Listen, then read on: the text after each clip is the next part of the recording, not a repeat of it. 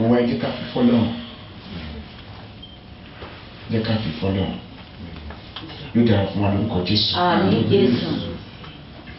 If you look around and you think about the last day of our revival, you look around the church here today. Now, last Sunday it was snowing. It was a heavy storm. Yeah, I understand. I agree. There are people who called me and told me they can't make it. And I know the Spirit of God bless them.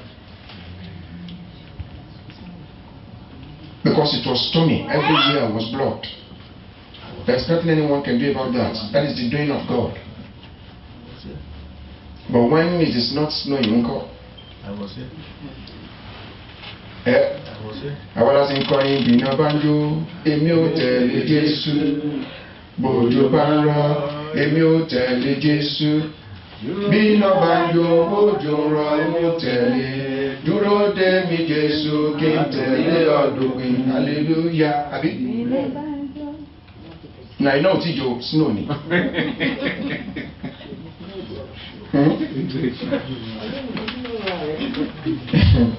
The Lord will help us in Jesus' name. In the text that was read to us today, we will see three classes of people that were confused about God. Confused about God the Son. Confused about the person of Jesus. Confused about who Jesus is.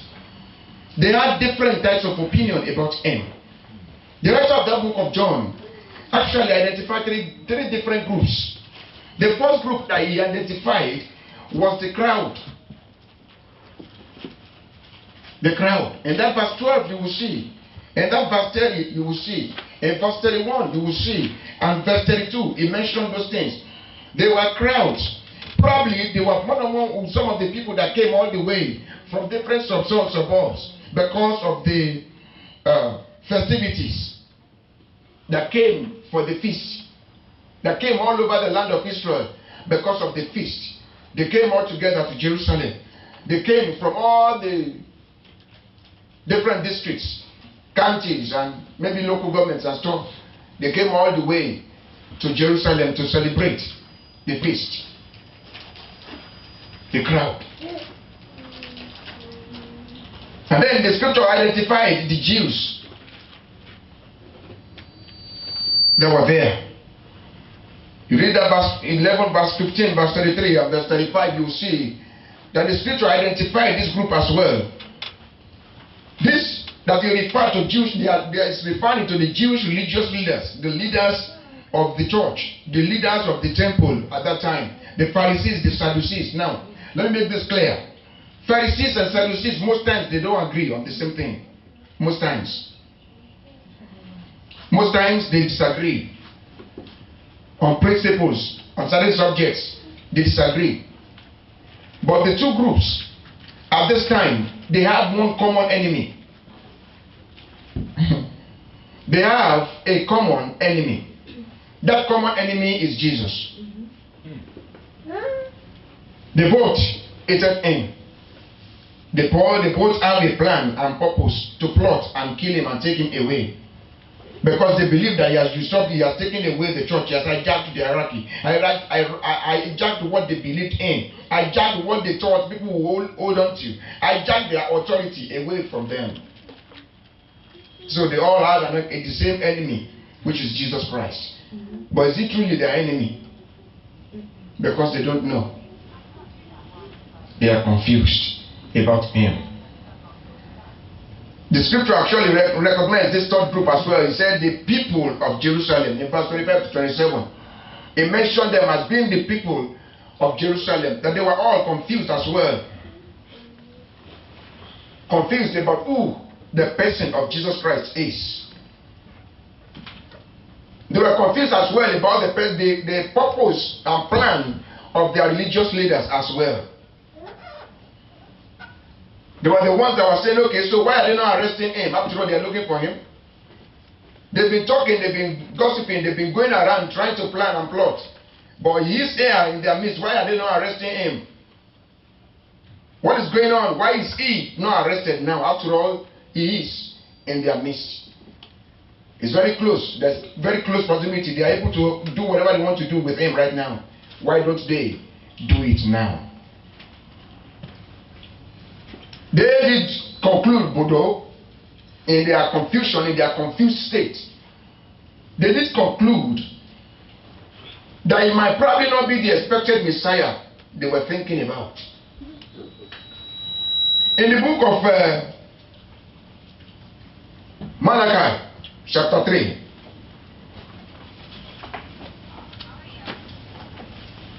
the scripture talks about the coming of the Lord, and then he coming around and taking over the temple, but without a basis of where his origin is. And so they were confused about that particular scripture. They thought, oh, but this one that we are talking about here, this Jesus, we know his father, we know his mother, we know his root.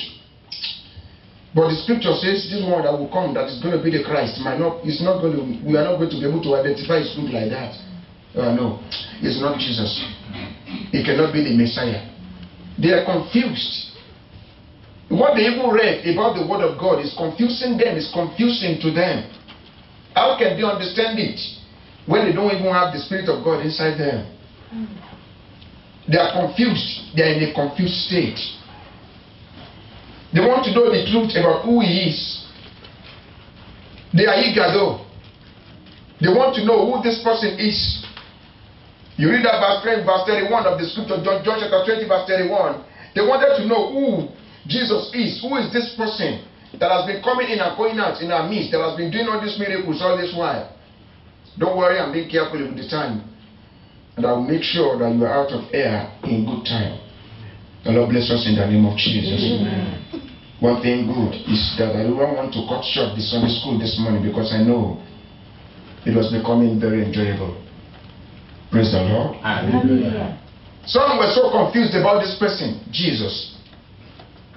Some of the people of Jerusalem wondered out loud whether Jesus is that Christ or not. They quickly dismissed the idea that it can't be.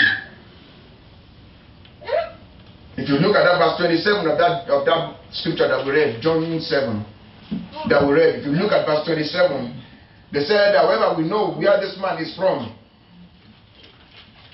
We know where he is from. Whenever Christ will come, no one knows where he's coming from. Now, can somebody read Malachi chapter 3 verse 1 for me? Malachi 3:1. Go ahead. Behold, I will send my messenger. I will send my messenger. And he shall prepare the way. He will prepare the way. And the Lord, whom ye seek, will suddenly come to his temple. Did you see the word suddenly there?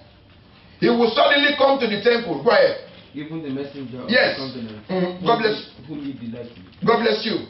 That word there, they thought, okay, well, this one, we know where this one is. This one does not come suddenly. We know him. We know his root. We know his mother. We know his father.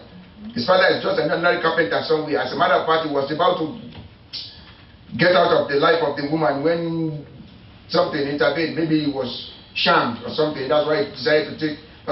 Don't mind him, Gary. We know him very well. He does not have a father. He's a bastard. They were so confused about who the person of Jesus Christ is. They were even using the scripture to confuse themselves the more. I tell you often, the devil knows the Bible.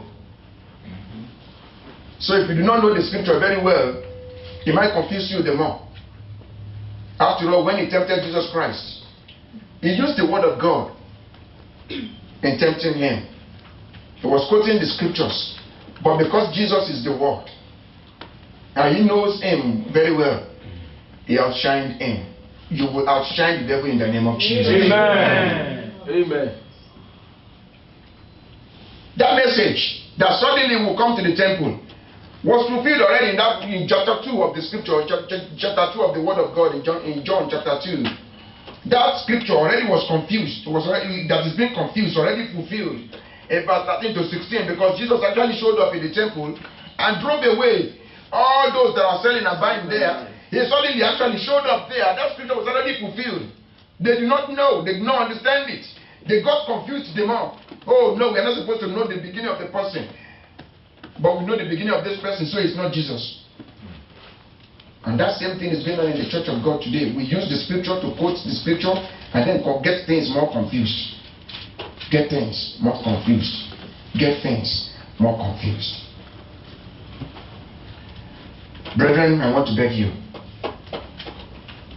as much as I do not have much time this morning to really dwell in this scripture, I want to beg you all, please, believe in the deity of Jesus Christ. People will tell you he's not the Son of God. People will tell you Allah will be more Enikobi. People will tell you God does not have a son. Jesus is the Son of God. Praise the Lord. Hallelujah. Jesus is the Son of God. Now I do not know if Jesus overheard their conversation, but of course, because of what we have read about him in the pages of the scriptures, we know that so many times even the disciples will be discussing things silently within themselves. And they will understand what they are saying and will be able to understand and begin to answer their questions right away and begin to address the issues right away. I don't know if he overheard the conversation going on in the crowd. Maybe he overheard the conversation going on within the people of the Jews. Maybe the Jewish and religious leaders, maybe he understand what they were saying. I wouldn't know. Maybe he actually heard. Maybe he was walking by and he heard one of them talking to one another saying, is he the one, is he not the one? But Jesus cried out in the temple. Right there in the temple. Can we read verse 28 and 29 of that scripture? In the text that we read.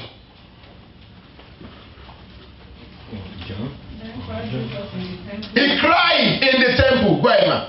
Saying, you both know me, yes, and you know where I am. yes. And I am not come of myself. But he that sent me is true, whom you know not.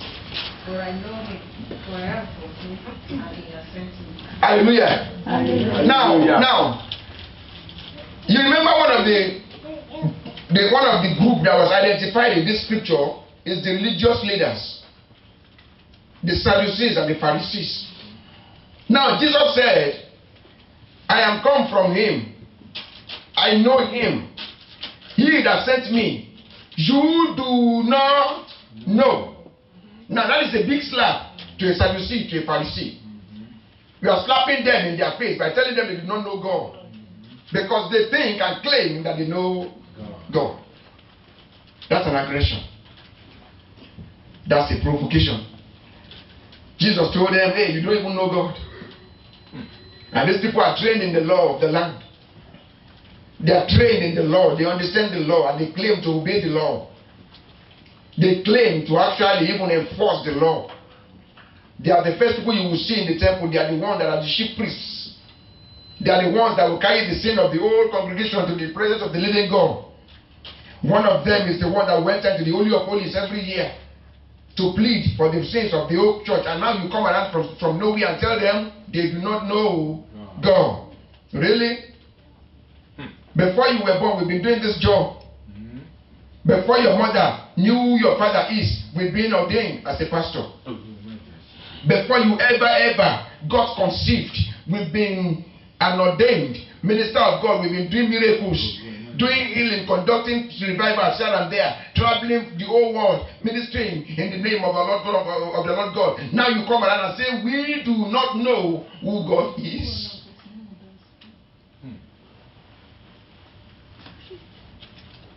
They only think they do. They really don't know him. If they know God of a truth, if they know God, will they not know Jesus? If they truly know who God is. After all, this Bible says that the Spirit of God beareth witness with our spirit, saying we are children of God. If the Spirit of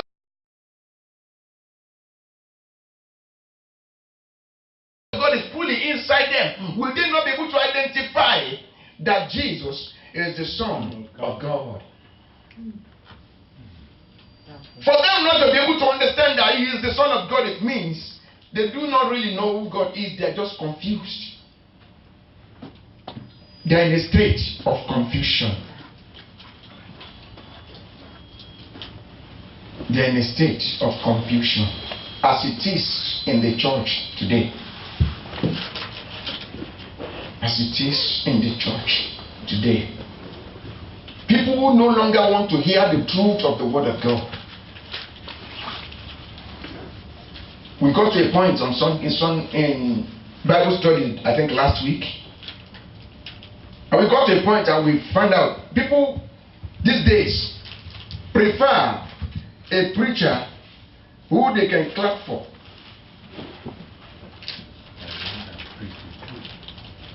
than the one who will ever speak of the truth of the word of God.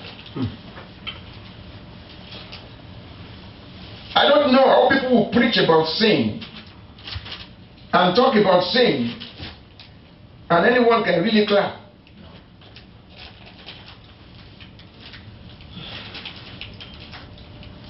Follow peace with all men and holiness, without which no one shall see the Lord. And you want to talk about holiness and people will clap?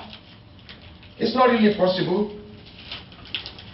But when I talk to you and I speak to your ego and I address your ego, I address your person, I address your human part, not your spirit man, you will feel elated, you will feel happy, and then you begin to hear from people, go ahead, pastor, right on, pastor. But nobody said that to Jesus. That's right. Nobody could tell Jesus, right on, Jesus. Even the disciples. None of the time that Jesus was ministering and preaching, either in the public or in the little crowd in the church, or even right there in the little living room, or even in the house, there was no time that people were clapping for him ministering. Why? Because he was delivering the word of the truth. What is going on today? The church is confused. The church is confused. We call him the name we want to call him today. We give him the appellation we want to give him. And ask them, they will tell you it is Jesus that gave me that revelation. Ask them, they will tell you it is Jesus that told me to go and tell them to preach like that. Tell them, ask them, they will tell you that was the message I received overnight. The Lord said I should tell the church of God, you will prosper. That's good. But do remember to tell them that the blessing of God is attached to their holiness. Praise the Lord. Hallelujah. The church is in a confused state. The church is in a confused state. Do you know who Jesus is? Do you know the person of Jesus? Is Jesus' personality clear to you? Jesus himself testified that he has not come of himself, but has been sent to earth, to this world, by God. He spoke up by himself. He had to address the crowd by himself. The religious leaders were there. The whole world was there. People who came from all the counties and all the local governments and all the suburbs and the local places, the villages and those little tents. All that came together and gathered together, and he addressed all of them and said, look, I am come from the Father. He was able to testify of himself to the world. Believe in the deity of God. Believe in the deity of Jesus Christ. Now, I do not know what you are going through in your life. You can only discuss a little of it with me. Now, if you call me to the office, I will somewhere or on the phone and we talk a little bit about what you are going through. You can only tell me a part of it. And even if you tell me the whole story, I can only understand a part of it because the experience you are going through, I can't really understand it like you do. Praise the Lord. Hallelujah. But one thing I can assure you about is the fact that he that we are talking about here knows what you go through. Do not let anyone tell you that it's not there. Do not let anyone tell you that this present age, people have been telling us that Jesus is coming years ago. He's yet to be here. Do not let anyone confuse you about who the person of Jesus Christ is. They will call him any type of name. They will even choose scriptures. They will even choose the word of God. I saw a particular video. I can't remember, maybe on YouTube or something. Some Muslims gather and some Christians gather. And they had a representative, each one. And they were trying to confuse one another about who the person of Jesus Christ is. And the Muslims were asking that man, and they were talking, where in the Bible did Jesus actually say that he is from God? Unfortunately, the man representing Christianity in that particular video, Ujawomi man, he could not really defend himself. He could not really. The video is on YouTube. I think I actually saved it. It happened in Lagos. Let no one confuse you about who you believe in. I know who I believe. I worship the Lord. Let no one tell you that Jesus is no longer there. Let no one take what you have believed in him and take him away from you. Jesus is Lord. And let me tell you very sincerely, brothers and sisters, he is coming back for the unwrinkled church. Yes. He is coming back for the church without stain or blemish. He is coming back for us as well. But even now that he is not yet back, he is here with you. I'm not here to just console you and tell you, oh, Jesus is coming back, don't worry, you will go through all this and you'll be fine. No, I'm only telling you that truly, he is here, he is alive, he is able to save, and he's able to deliver, and he delivers every day, and he's able to deliver you even now. Amen. I'm not telling you about one fake God somewhere. In the Bible study this morning, we talked about some powers that are. Yes, I do know. We are all from Africa. We know all of that. But I'm telling you very sincerely, this Jesus that I'm talking about, that I'm telling you about this day, is above each and every of those ones. Tell him about Ogun or Batala and whatever it is they call it, that by their names, Jesus is above them all. I'm telling you very sincerely, if you hold on to him, he's here with you. Let the witches gather, let the wizards gather. They are not able to overcome you. Oh, yes. If you have him truly in you. But I want to beg you, get a clear picture of what you believe. Get a clear picture. You don't know the word of God, please come to Bible study. You don't know how to pray, please join us and pray together in videos, online. Call us one of these days. Let's pray together. Let's have fasting together. Let's wait together. Let's do video together. Jesus is practical. It's not something we just read on the pages of the. It's not fictitious. It's not something somewhere, something imaginary. No. Jesus is real. He has come from the Father, and he is true to his picture. Let's rise up on our feet.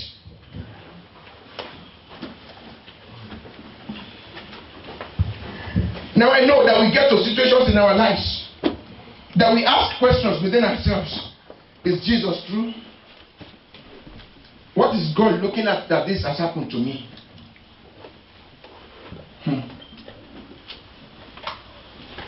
I don't want to start another Bible study. But I want us to understand the fact that each time that we get to that position in life and we get so confused about what is going on in our life, and we look around to the right, to the left, and we look like, okay, it looks like I'm alone. No, you are not alone. Because at that time, he is actually carrying you. The leg you are seeing on the ground at that time is not your leg. It is his leg. Because at that time, he's actually carrying you on his shoulder. Amen. Amen. It is not you alone. He should when he comes. Jesus alive síbẹ̀. Oh my Redeemer living. Ó wà láàyè síbẹ̀. Kò di òkú, kò fọ́ ìgbà tí akọ̀mọ́gi tó lọ sí ipò òkú ó jíǹde, ó padà sí ipò alààyè. Ìgbà tó sì máa lọ ó gòkè lọ sí ọ̀run fúnra rẹ̀ ni. Amen. The Bible says that the angel of God appears to the disciples and told them, hey, this same Jesus that is being taken away from you will in like manner come back unto you. Brethren, he is true. He is alive. I want you to call on God. Every situation and circumstance, as we run up, every situation and circumstance that is causing confusion in my spirit realm, causing me to doubt the personality and the reality of Christ in my life. Father, handle those situations, oh God. Handle the situations, handle the conditions, oh God. Every situation and circumstance, oh God, causing me to begin to doubt the person of Jesus. Causing me to begin to doubt if Jesus is true or not. Every such circumstance and conditions, oh God, is it lack of food? Is it